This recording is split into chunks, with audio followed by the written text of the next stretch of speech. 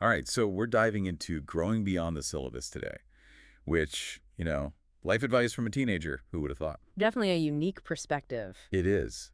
And from those excerpts you shared, it seems like he really doesn't hold back either. No, not at all. He dives right into all those anxieties we remember, fitting in, figuring out who you are, all that good stuff. Like he's speaking directly to those experiences, not just talking about them in theory.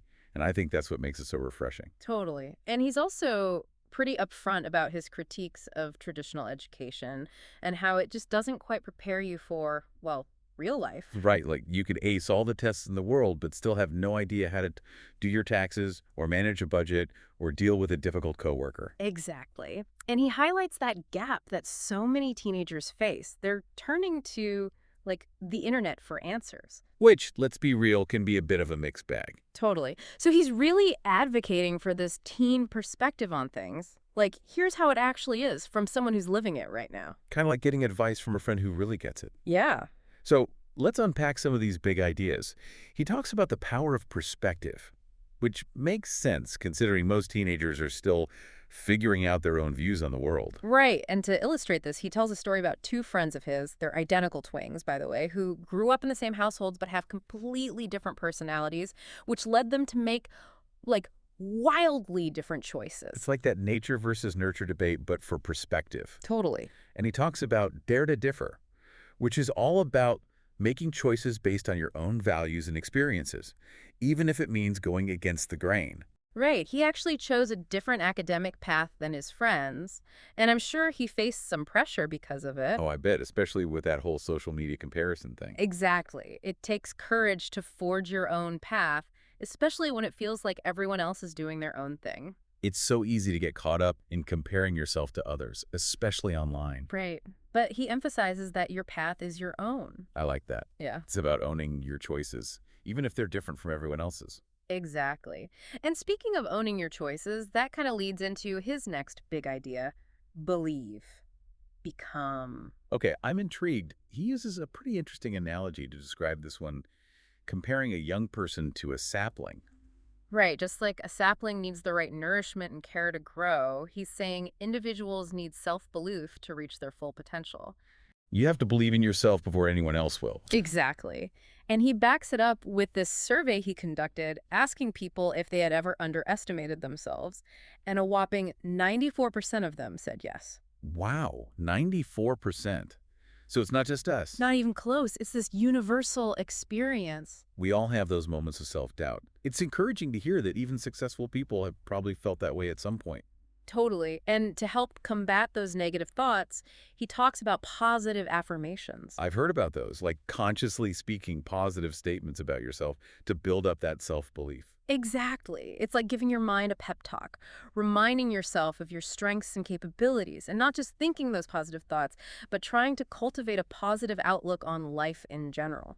That's where his idea of the power of positivity comes in, right? Exactly. He uses that classic analogy of the glass half full versus half empty. It's not about ignoring the challenges, but rather about choosing to focus on the good, even when things are tough. Right, because let's be real, life can be messy, right? Uh, Things happen, mistakes are made. Oh, yeah. But it's not about what happens to you, but how you choose to respond. He even talks about the Emoto water experiment. Have you heard of that one? Yeah, it's fascinating. The whole idea that words and even emotions could have a visible impact on something as basic as water. I know, right.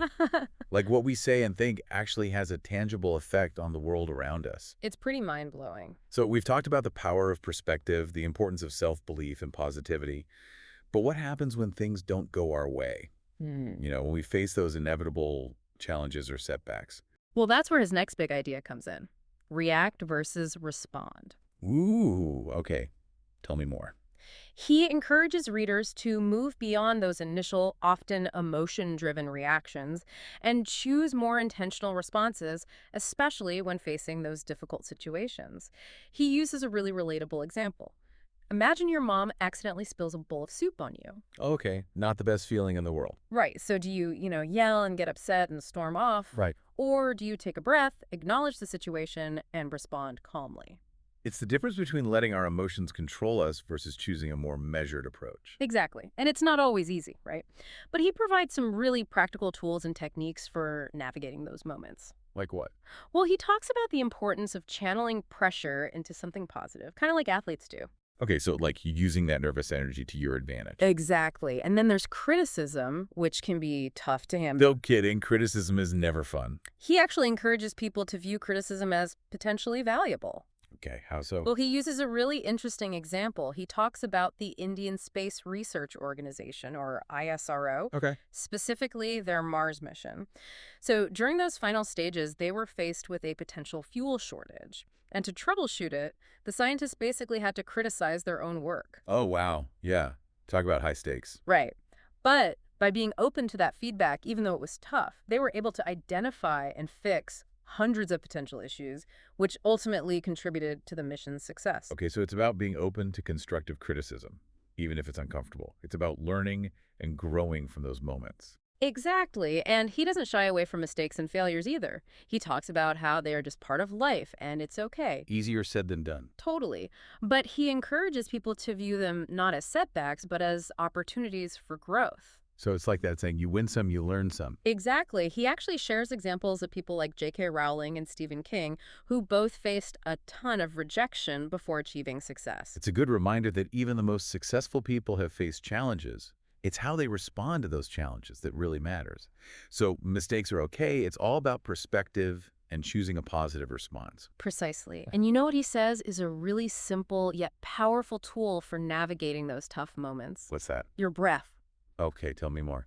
He suggests taking a moment, even just a few deep breaths, to center yourself before reacting impulsively. Like hitting the reset button on your emotions. Exactly. And that actually ties in really well with his next theme, which is all about how we interact with others, the importance of attitude. Our attitude really does impact how we interact with others, doesn't it? It totally does. He talks about how it shapes our interactions, which ultimately affects our success and our overall happiness. It's the difference between wanting to be admired for what you've accomplished and being respected for who you are as a person. Totally. And to illustrate this point, he actually shares a personal story about meeting Amitabh Bachchan. Oh, wow. What was that like? Well, he talks about feeling nervous, but then being completely disarmed by how down-to-earth Bachchan was. That's so cool. Even with all of his success, he took the time to really connect with him. Exactly. And I think it highlights something really important. True success isn't about ego. It's about how you treat other people, regardless of who they are or what they've accomplished. It's about those qualities that make someone truly admirable. Kindness, empathy, humility, respect. Right. Those qualities shine through, regardless of your accomplishments. Absolutely. Are there other things he mentions about having a good attitude? Oh, yeah, definitely. He talks about being honest, compassionate, respectful, and being a good listener. Those are all fantastic qualities to cultivate. Those are all internal things, but does he have any tips for things people can try, externally to improve their attitude? Oh, yeah. Like smiling, genuinely. I love that. It sounds so simple, but a genuine smile can be really powerful. Totally. And he even mentions there's research on the physical and mental benefits of smiling. Really? Like what? Things like releasing endorphins, reducing stress levels, and even boosting your immune system. I had no idea there were so many benefits to smiling. Right.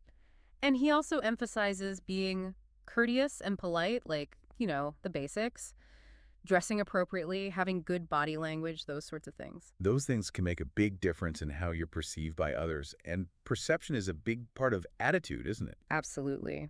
He also suggests finding an accountability partner, which I think is such a good idea. Oh, what's that? It's basically a trusted friend or mentor who can help you stay accountable as you're trying to cultivate this more positive attitude. Someone to call you out in a supportive way when you're slipping back into old habits. Exactly, because sometimes we need that external perspective to help us see things more clearly. Totally. It's like having a cheerleader for your attitude, Yeah. someone to provide support, encouragement, and celebrate those small victories along the way. Exactly. Okay, I'm loving this. We've talked about perspective, believing in yourself, the power of positivity, choosing thoughtful responses, and cultivating a good attitude. He covers a lot of ground. He does. But there's still more. What about this idea of innovate, implement, inspire? Oh, yeah.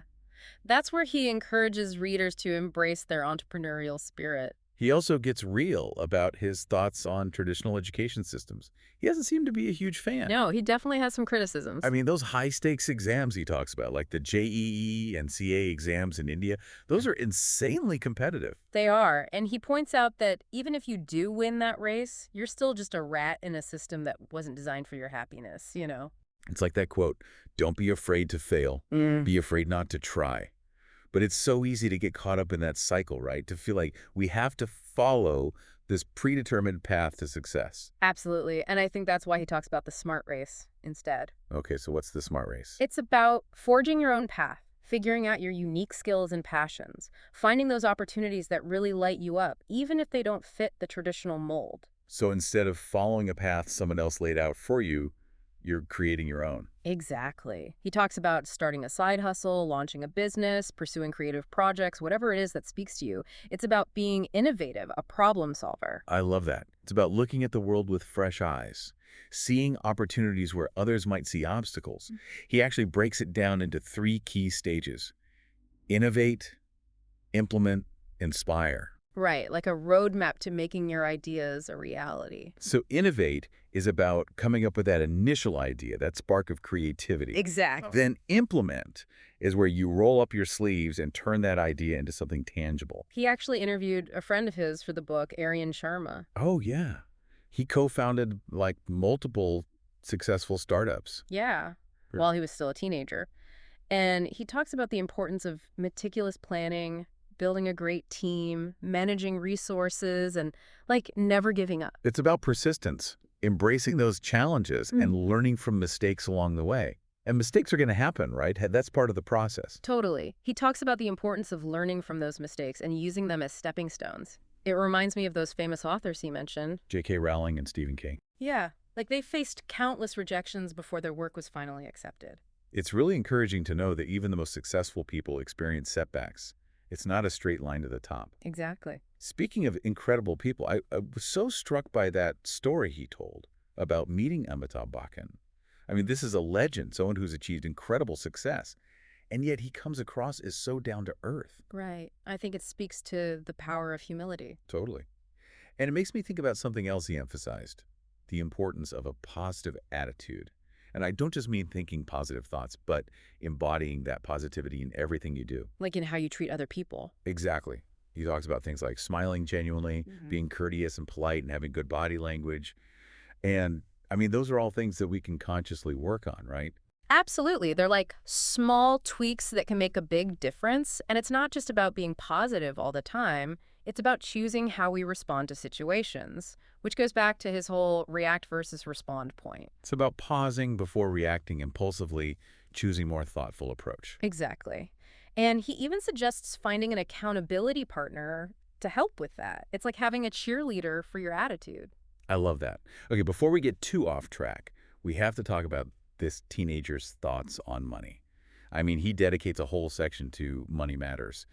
Why do you think that's so crucial, especially for young people? Well, financial literacy is something that's often overlooked in traditional education, and I think that can have big consequences later in life. Oh, totally. So he breaks down those fundamental concepts like budgeting, saving, even investing. He's all about that compound interest. Oh, yeah. He makes it super relatable, showing how even small, consistent investments can grow exponentially over time. He uses that example of investing just $1,000, and seeing how much you could grow in 10 years with a decent interest rate. Talk about a visual. It really shows the power of starting early, letting that money work its magic over time. Exactly. And he really loves those systematic investment plans, the SIPs. I've heard of those.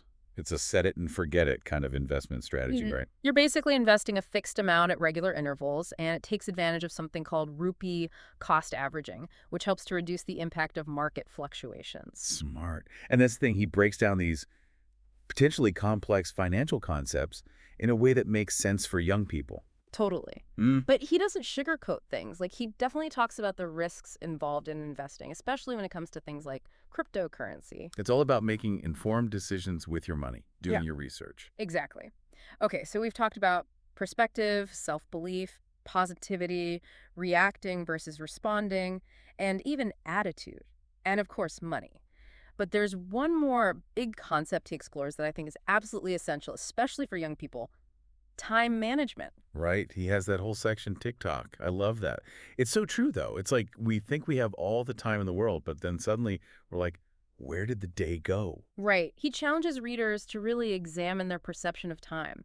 He asks this thought-provoking question: how much is 1 year worth to someone who just failed an exam versus 1 second to someone who just survived an accident?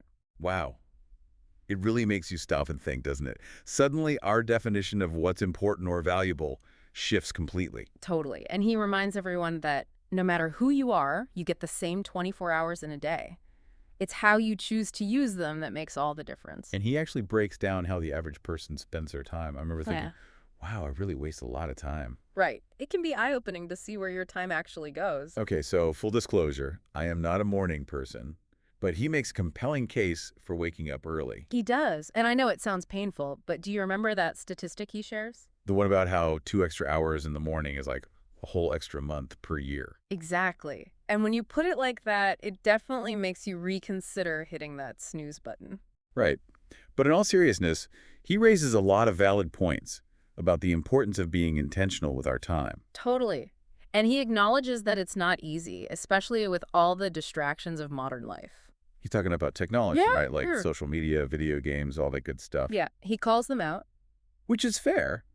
Those things can be incredibly addictive. Absolutely. It's so easy to lose track of time scrolling through social media or getting lost in a game. He's not saying you have to give it all up completely, but it's about setting healthy boundaries. Being mindful of how and when we use technology. Right.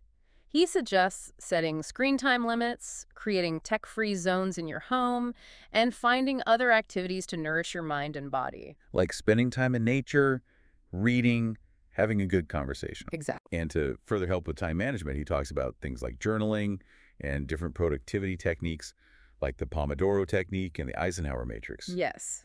And it's about finding what works for you. Exactly. Not everything is one size fits all, right? Totally.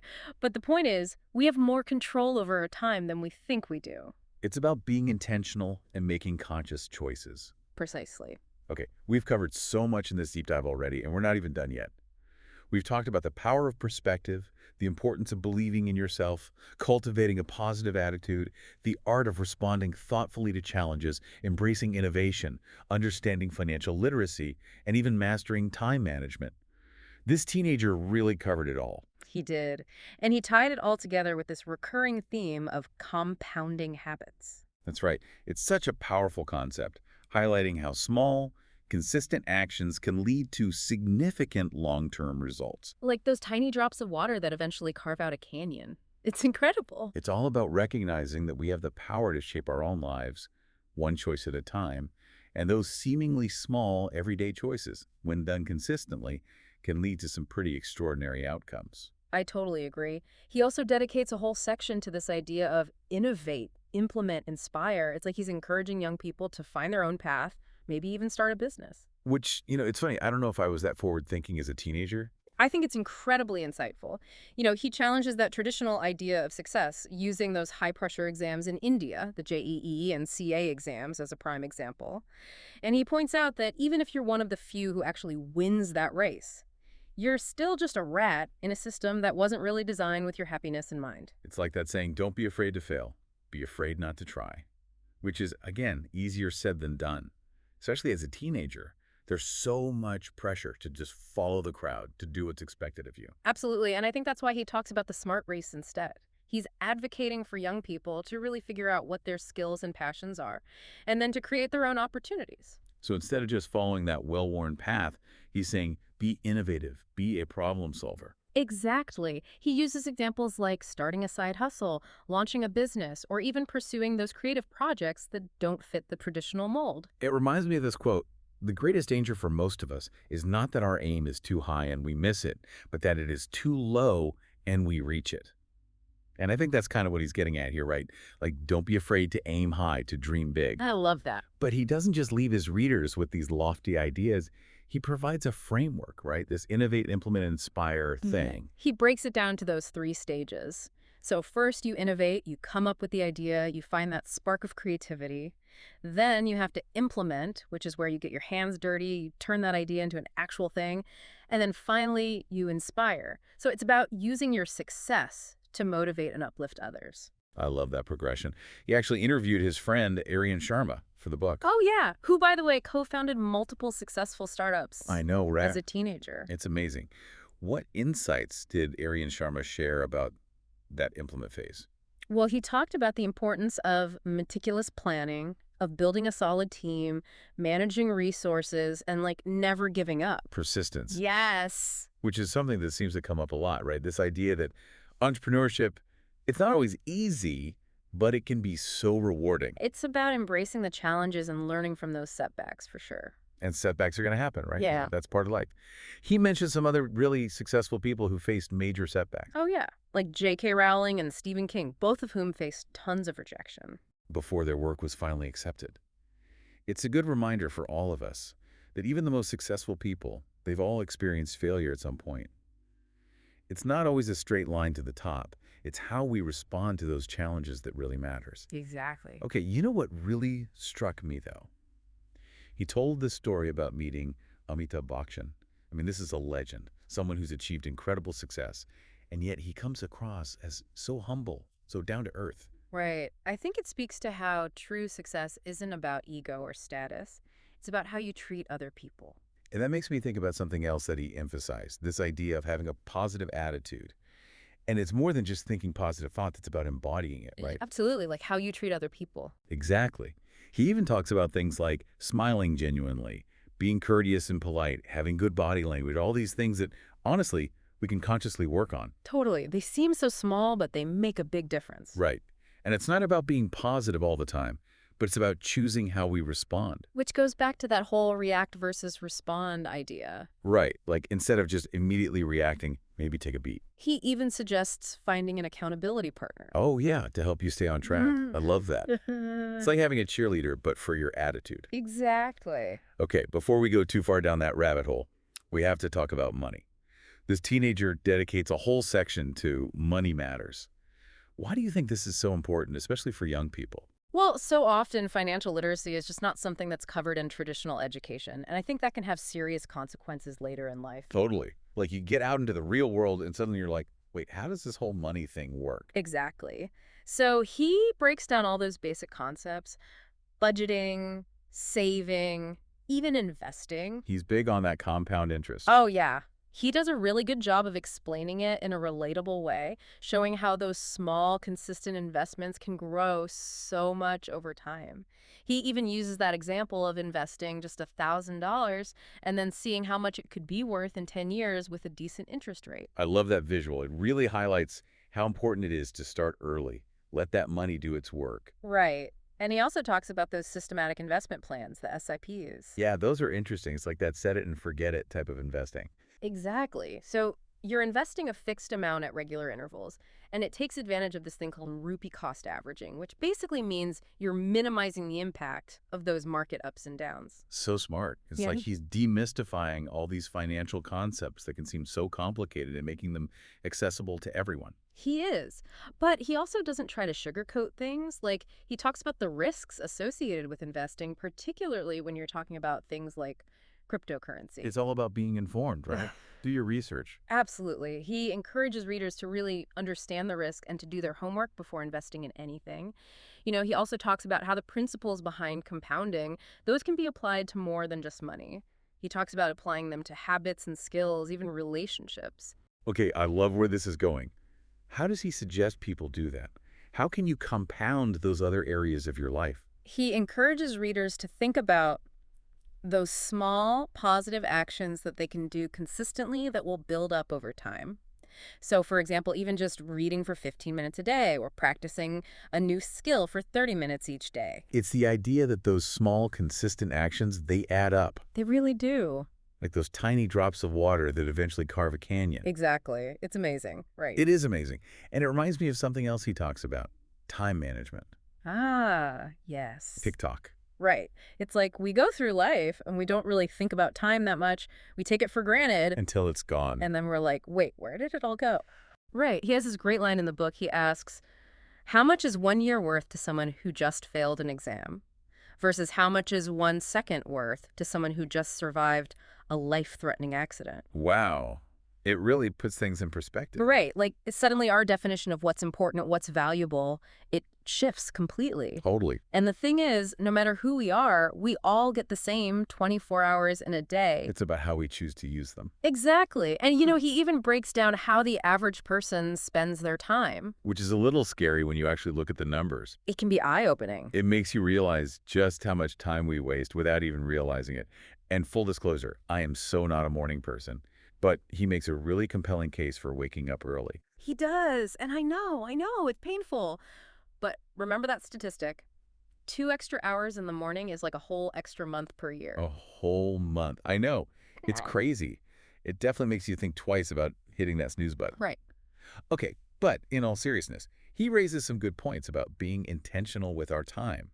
And he acknowledges that it's not easy, especially with all the distractions we have in the world today. Especially technology. Exactly. He's talking about our phones, social media, video games, He doesn't hold back. which I appreciate because those things can be so addictive.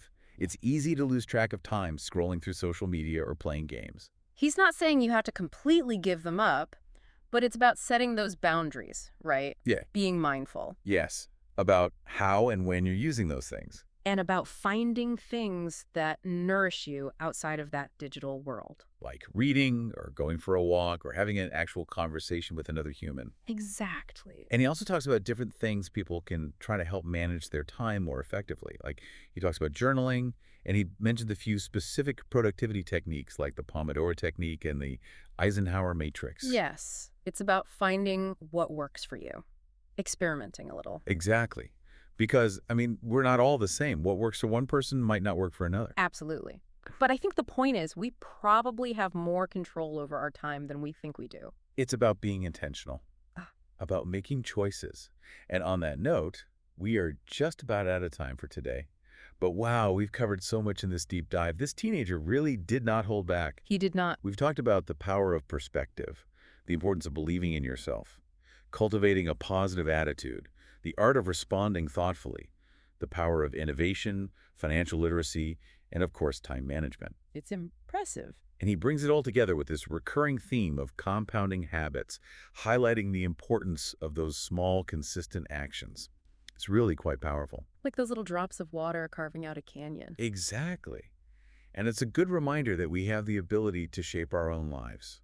It's about making those choices one step at a time. And that even those seemingly small, everyday choices, when you do them consistently, can lead to extraordinary outcomes. I totally agree. It really is. It's almost like this permission slip to think big, right? Yeah. You don't have to have it all figured out.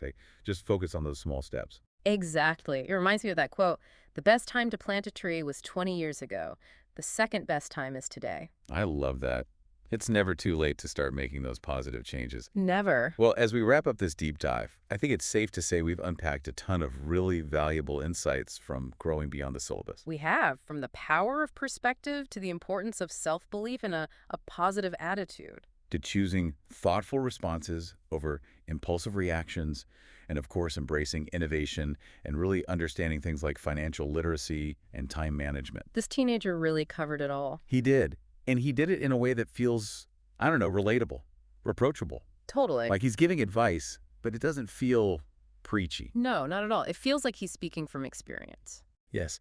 And he uses these really practical examples and stories and even, thought-provoking experiments. It definitely makes you think about personal growth in a whole new light. Absolutely. But it's not enough to just, hear this information, right? It's about putting it into action. So as we wrap up, I want to leave you with a little challenge. Okay. I like it. Think about one small positive change you can make today. And if you repeat that change consistently, what kind of impact could it have on your life long term? Ooh, that is a good one. It could be something as simple as, committing to reading for 15 minutes a day. Yeah. Or maybe you want to try practicing a new skill for 30 minutes each day. Or even just taking 5 minutes every morning to write down a few things you're grateful for. Yes. Or maybe it's reaching out to a friend you haven't talked to in a while. Or trying that new recipe you've been wanting to make. Or just, taking a few deep breaths when you're feeling stressed. The possibilities are kind of endless. They really are. And that's the beauty of it, right? You get to choose. The point is to pick something that resonates with you, that feels aligned with your goals. Something that lights you up. Yes. And then make it a part of your routine. Because even those small changes, those tiny little drops of water, they can have a huge impact over time. Absolutely. Well, on that note, it's time for us to sign off. Until next time. Yes. Thanks for joining us for this deep dive. We'll catch you next time for another insightful exploration of, well, life.